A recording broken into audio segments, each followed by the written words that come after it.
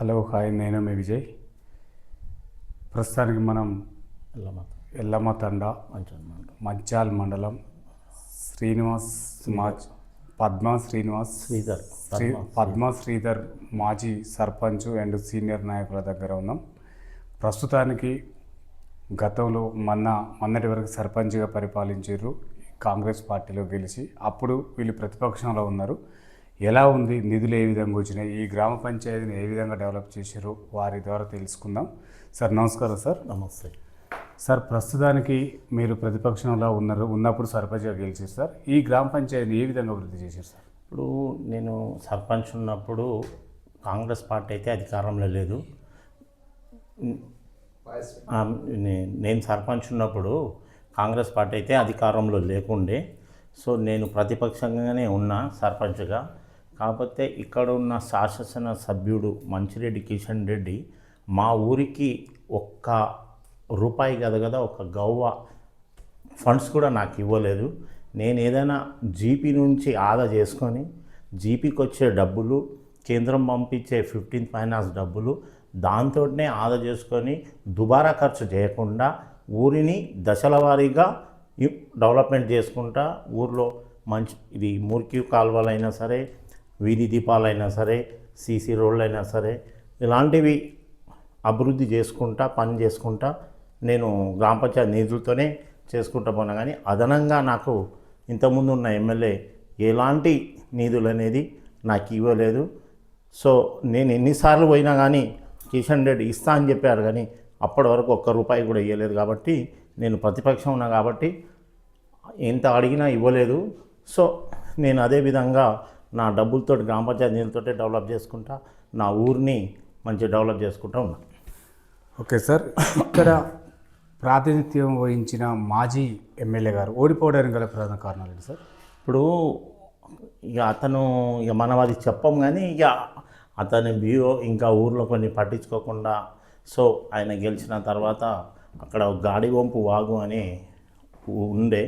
So అతను గెలిచినాక నేను ఆ గాడివంపు వాగు ఖచ్చితంగా దాన్ని కట్టిస్తాను, గాడివంపు వాగుని డెవలప్ చేస్తానని చెప్పిండు. ఇట్లాంటి కొన్ని ఇబ్రాహీంపట్నం జిల్లాలో ఇలాంటి కొన్ని వాగులైనా, సో కుంటలైనా అభివృద్ధి అనేది కొంచెం వెనకాడింది. కాబట్టి ఆ ఉద్యమంతో అందులో 2 సార్లు గెలిచిండు. దానికి వ్యతిరేకతోటి ఆయన ఓడిపోయాడు. సార్, ఇది చూసుకుంటే ఇబ్రాహీంపట్నం ఇక్కడి నుంచి కూతవేడి దూరంలో ఉన్నప్పటికీ కూడా 9 సంవత్సరాలు బీఆర్ఎస్ అధికారంలో ఉండి కూడా అభివృద్ధి కార్యక్రమాలు ఏం లేవు సార్. ఎక్కడ జాప్యం జరిగిందంటారు? ఇప్పుడు ఎక్కడ జాప్యం అని అంటే అభివృద్ధి ఆయన చేయలేకపోయిండు. సో గవర్నమెంట్ నుంచి ఫండ్స్ తేలేకపోయిండు. అభివృద్ధి అనేది ఇప్పుడు జనాల్లో పోతే తెలుస్తుంది. అభివృద్ధి కిషన్ రెడ్డి అనేది అభివృద్ధి చేయలేదని ఆల్రెడీ ఆయనకు పేరు కూడా ఉంది. కాబట్టి ఆయన ఓడిపోయాడు. ఓకే సార్, ఇక్కడ ఈ గ్రామంలో చాలా వరకు ప్రజలు రైతు బంధు వల్లేదు, రుణమాఫీ కాలేదు, కొంచెం అవకతవకలు జరుగుతున్నాయి అంటున్నారు సార్. బ్యాంకర్లు కూడా పట్టించుకుంటలేరంట సార్. ఈ సమస్య పైన మీరు ఎలా పరిష్కరిస్తారు? ఇప్పుడు గత ప్రభుత్వము 9 సంవత్సరాలు చేసింది. 1,00,000 రూపాయలు మాఫీ చేస్తా అని చెప్పిండు.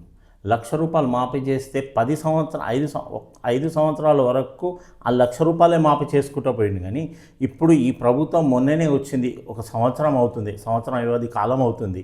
ఇప్పుడు కొన్ని స్కీమ్లు డెవలప్ కావాలంటే కొంత టైం పడుతుంది, కొంత వ్యవధి అనేది అవసరం.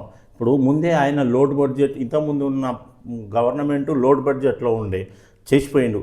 అవన్నీ పుడుచుకుంటా ఇవన్నీ అభివృద్ధి చేయాలంటే కొంచెం టైం పడుతుంది. కాబట్టి కొంచెం టైం తోటి ఆల్రెడీ గవర్నమెంట్ చేస్తా అన్నది చేస్తుంది సార్. ఆరు గ్యారంటీలలో ఒకటైనా ఉచిత బస్సు మాత్రమే సక్సెస్ అయింది. అది కూడా కొంచెం ఉద్యోగస్తులకు బెనిఫిట్గా ఉంది, పేదలకు లేదని చెప్పేసి ఇక్కడ ఉన్న ప్రజలు అంటున్నారు సార్. దీన్ని ఏ విధంగా చూడవచ్చు? ఇప్పుడు ఉచిత బస్సు అనేది ఇప్పుడు కొంతమంది రోజువారీ కూలికి వెళ్తూ ఉంటారు పనికి. సో వాళ్లకు నెలకు ఒక 1,000 రూపాయలు 1,500 బస్ పాస్ ఉంటుంది. సో ఆ బస్ పాస్ అనేది రోజువారీ కూలీలకు నెలకు 1,500 అయితే ఆదా అనేది వచ్చింది కదా.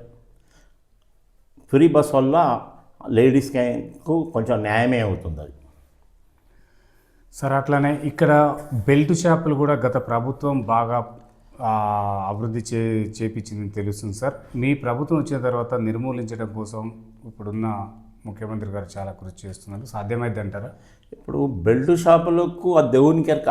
కాకపోతే కేసీఆర్ గత ప్రభుత్వం చేసినప్పుడు మండలానికి అప్పుడు ఎప్పుడో ఒకటో ఉండే, నియోజకవర్గానికి 4-5 1-2 ఉండే, తర్వాత మండలానికి ఒకటి ఉండే. కానీ కేసీఆర్ గవర్నమెంట్ వచ్చినప్పుడు మండలానికి 3-4 చేసేసి, దానివల్ల కొంతమంది బెల్ట్ షాపులు కూడా ఇక అలవాటై బెల్ట్ షాపులు కూడా పెట్టుకున్నారు. అది గత ప్రభుత్వం చేసింది కాబట్టి. ఇప్పుడైతే ఈ ప్రభుత్వం అలాంటిది గిల్ట్ షాప్ అనేది ఏం లేదు. సో వాళ్ళు పెట్టిన పాలసీ ప్రకారమే నడుస్తుంది తప్ప కొత్త పాలసీ అనేది ఏం లేదు. ఇంకా సార్, ఇటీవల ముగిసిన గ్రామ సభలలో ఈ ఇందిరమ్మ ఇండ్లు కానీ రేషన్ కార్డుల విషయంలో ఉన్నవారికే వస్తున్నాయని చెప్పేసి కొంతమంది ప్రజలు అక్కడక్కడ అల్లర్లు సృష్టించడం జరిగింది సార్. దీనిపైన మీరేమంటారు? ఇప్పుడు ఉన్న వాళ్ళకు లేని వాళ్ళకు అనేది ఏం లేదు. కాకపోతే ఖచ్చితంగా అందరికీ అర్హులైన అందరికీ విడతల వారీగా అందరికీ వస్తుంది. ఇందిరమ్మ ఇండ్లు అందరికీ వస్తుంది, రేషన్ కార్డు కూడా అందరికీ వస్తుంది. కాకపోతే కొంత టైం పడుతుంది అంతే. సార్, గత ప్రభుత్వం ప్రవేశపెట్టిన పథకాలు ఈ విలేజ్లో ఎన్ని అమలైనాయి సార్? గత ప్రభుత్వం చేసిన పథకాలు అయితే ఇప్పటివరకు ఈ విలేజ్లో అయితే ఏమీ లేవు.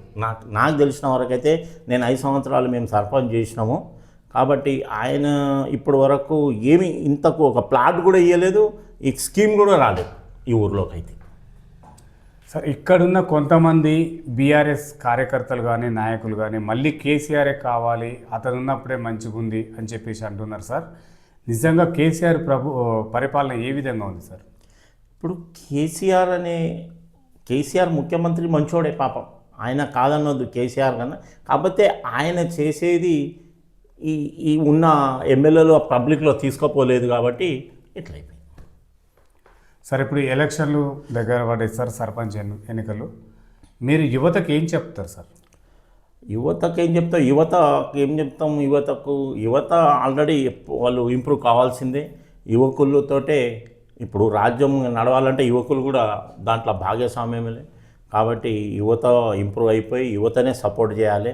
ఇక పెద్ద ఏజ్ అయిన వాళ్ళకైతే చేయలేరు. కాకపోతే యువత ముందుకొచ్చి ఈ సమస్యల మీద పోరాడి, ఇంకా సరే గవర్నమెంట్ అధికారం ఉండొచ్చు, ప్రతిపక్షం ఉండొచ్చు, అన్నిని నిలదీసి ఖచ్చితంగా వాళ్ళు యువకులు ముందుకెళ్ళాలని. సార్, మీ సర్పంచ్ పదవి ముగిసి ఒక 10 monthsగా వస్తుంది సార్.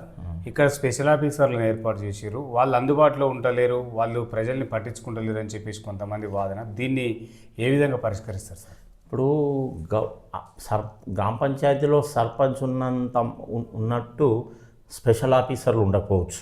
ఎందుకంటే ఒక స్పెషల్ ఆఫీసర్కి 2 కానీ 3 కానీ గ్రామ పంచాయతీలు ఇన్ఛార్జ్ ఇస్తారు. ఇప్పుడు సెక్రటరీ అనేది ఎప్పుడు ఆయన అవైలబుల్లో ఉంటాడు.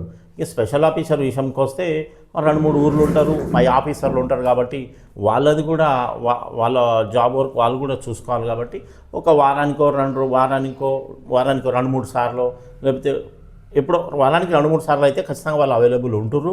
కాకపోతే గ్రామం కూడా మంచిగా ఉంది, స్పెషల్ ఆఫీసర్ తోటి ఇబ్బంది ఏం లేదు, సెక్రటరీ వాళ్ళతో కూడా ఇబ్బంది ఏం లేదు. వాళ్ళు వచ్చే ఫండ్ కూడా మాకు చెప్తున్నారు, పలాని అక్కడ డ్యామేజ్ అవుతుంది చేయండి అంటారు. సరే చేస్తాము, తీర్మానం రాయండి, చేసి ఊరిని కూడా మంచిగానే తీసుకుంటూ పోతున్నాం.